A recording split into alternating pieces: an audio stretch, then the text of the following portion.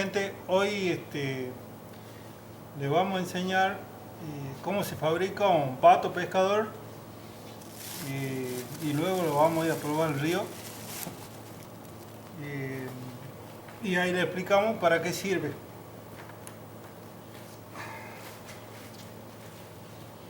Como primera medida, primero estarían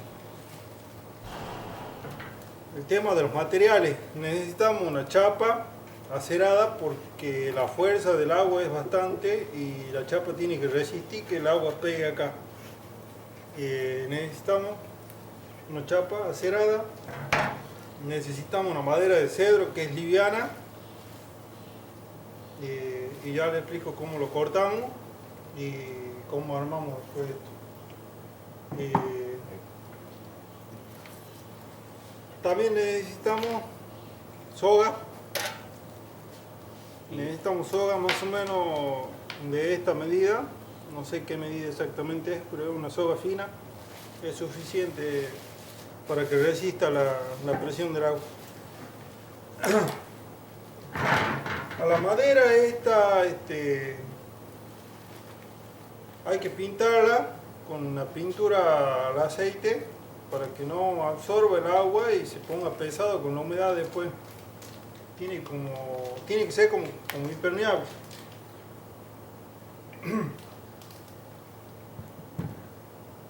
De medida les voy a decir la madera principal.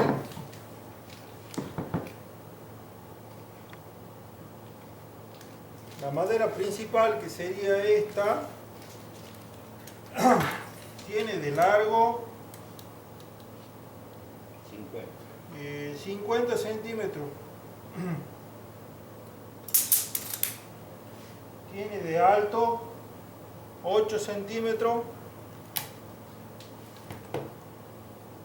y tiene de ancho 5 centímetros. Esta sería la madera principal, digamos. De ahí se le hace, nosotros lo hicimos con amoladora, pero si tienen alguna otra herramienta que les sirva más, lo hace. Aquí hay que hacerle un pecho como para que corte el agua, como las lanchas. Y esta parte se la hace por separado, la parte del cuello acá y la parte de la cabeza también se lo hace por separado. Todo lo hicimos con amoladora. Esto después se lo atornilla, tiene un tornillo acá, tiene un tornillo acá atrás y en la cabeza tiene un tornillo largo que pasa al fondo también, que lo asegura todo. En carne madera.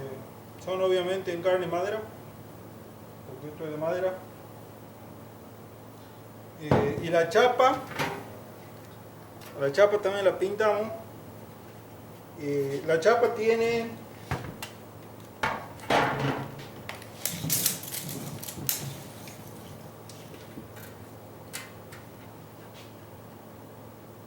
en la parte de arriba, que es la parte que va atornillada al pato, tiene 41 centímetros. Y en la parte de abajo, que es esta la parte que va dentro del agua, tiene 23 centímetros.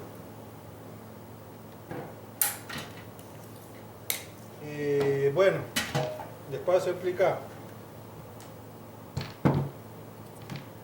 Depende del tamaño del pato. Nosotros hicimos este pato, ya como le dije las medidas. Le hicimos 2, 4, 6 agujeros y 6 agujeros a la chapa acá, que la doblamos para que encastre ahí. Esto se agarra acá con un tornillo de encarne madera y queda de esta forma. Lo voy a mostrar de acá. Queda de esta forma. Toda esta parte va dentro del agua. Tiene que estar bien asegurado porque esto resiste la fuerza de la correntada. Así como el timón de la lancha más o menos. Bueno, desde acá le sacamos una soga. Le sacamos una soga desde acá. A ver, yo. Son para los tiros. Una soga, la soga vendría desde esta punta. La otra soga tendría que venir ahí, donde. Ahí va con tornillo en carne madera. Acá. Acá y acá.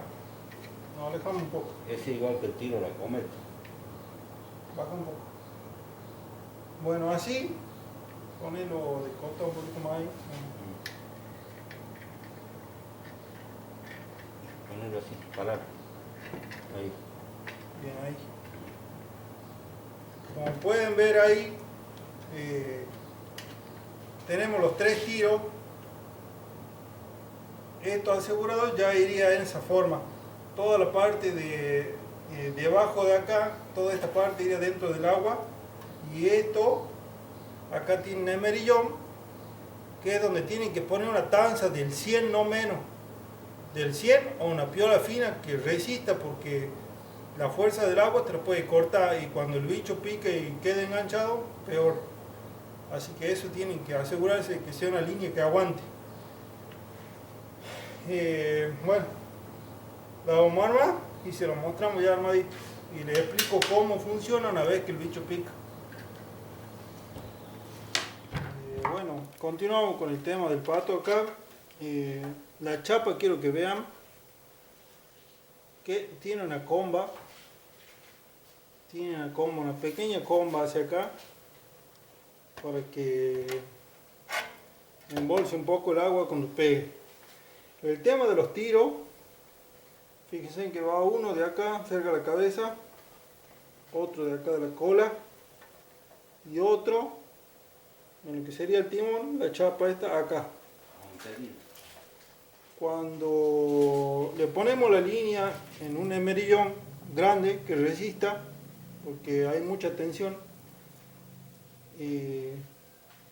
cuando ponemos tiene que quedar el pato así, digamos. Esta es la línea que más fuerza resiste, es la que comanda. Esto se lo regula en el río de todos modos. Se lo tira y se ve si el pato tiene que pasar derecho al frente de donde uno está.